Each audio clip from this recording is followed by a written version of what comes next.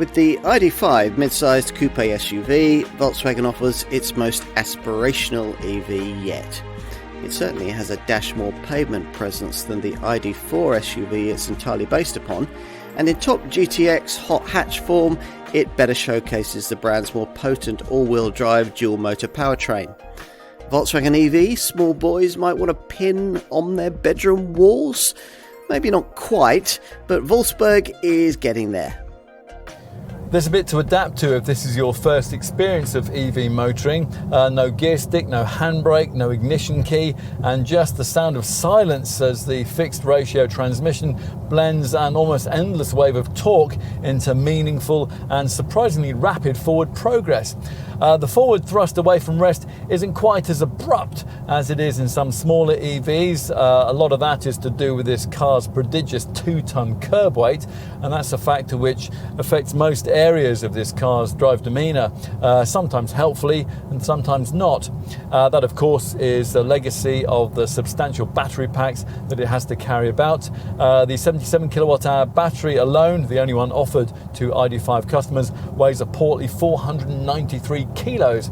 Despite all that, the performance on offer is reasonably brisk, or it is at least with this 204 PS Pro Performance model. This makes 62 miles an hour in 8.4 seconds, 2 seconds quicker than the 177 PS Pro model, which consequently feels a bit lethargic by EV standards.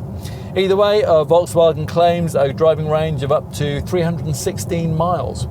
Like Volkswagen's original post-war Beetle, mainstream versions of this car are rear-driven, and when you drive an ID5 in town, you realise the real advantages of placing the powertrain, the electric motor and the associated single-speed automatic gearbox on the back axle, thereby freeing up the front wheels for steering duties.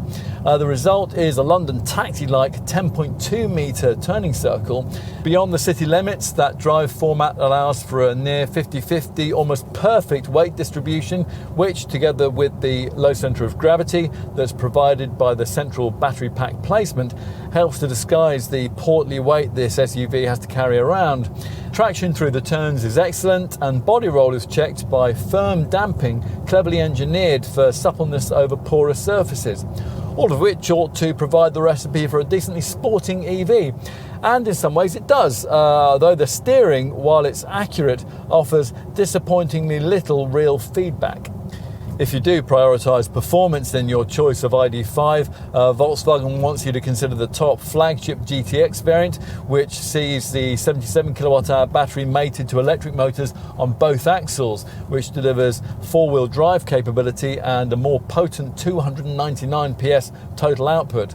That version gets an extra traction mode to add to the other drive settings common across the lineup. There's comfort, sport and individual. Plus you get the eco setting too, which to maximise range you'll need to frequently use in combination with the available B regenerative braking function, and that slows the car significantly when you come off the accelerator.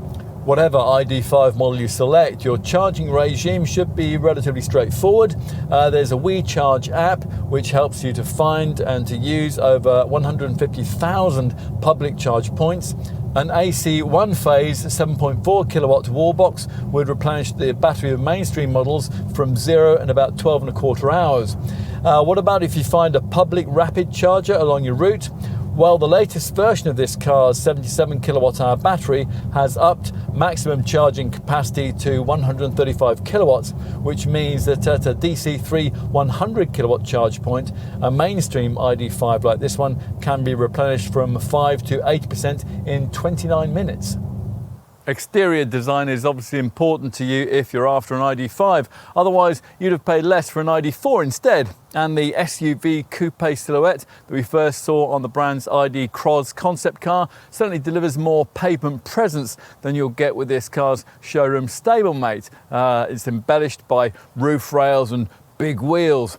Now, whether you think it's as powerful, confident and elegant as Volkswagen thinks it is will be a subjective call.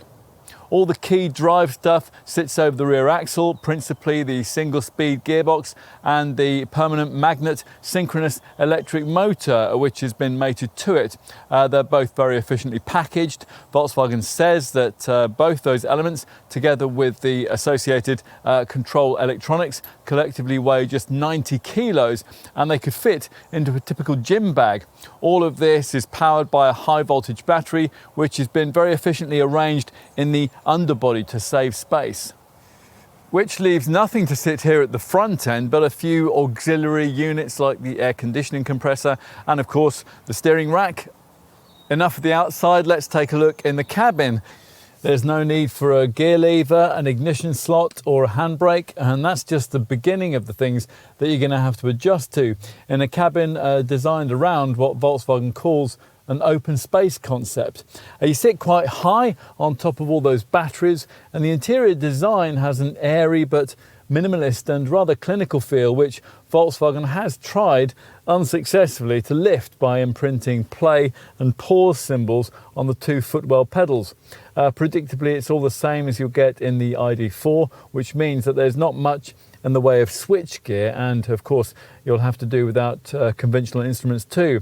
All of this is replaced by a couple of TFT displays, a little 5.3-inch one behind the steering wheel, and a main Discover Max tablet of 12 inches in size in the centre of the dash.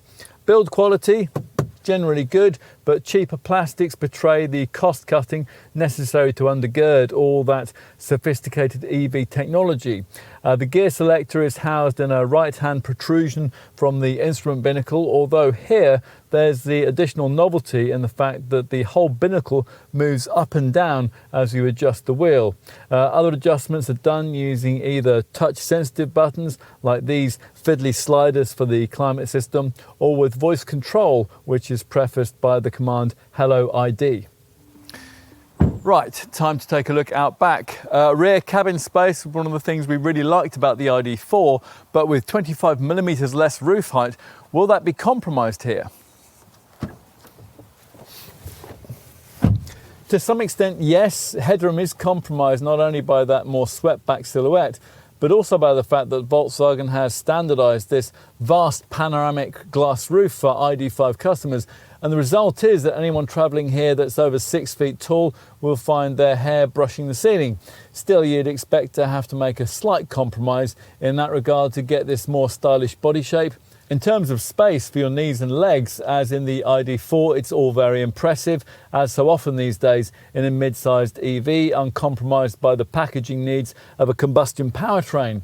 Despite having the driveway footprint of a Volkswagen Tiguan, the brand claims interior space more akin to the larger Tiguan Allspace, and that's pretty much how it feels.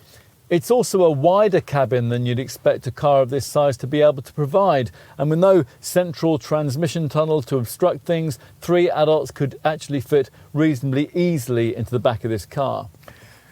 Let's finish with a look in the boot. Once the wide hatch rises, the space provided at 549 litres is surprisingly 6 litres larger than that of the ID4. The rear bench doesn't split flexibly 40-20-40 like it does in, say, the BMW iX3 we mentioned earlier, but Volkswagen does at least provide a ski hatch so longer items can be poked through into the cabin. Flattening the 60-40 split rear bench frees up 1,561 litres of capacity loaded to roof height.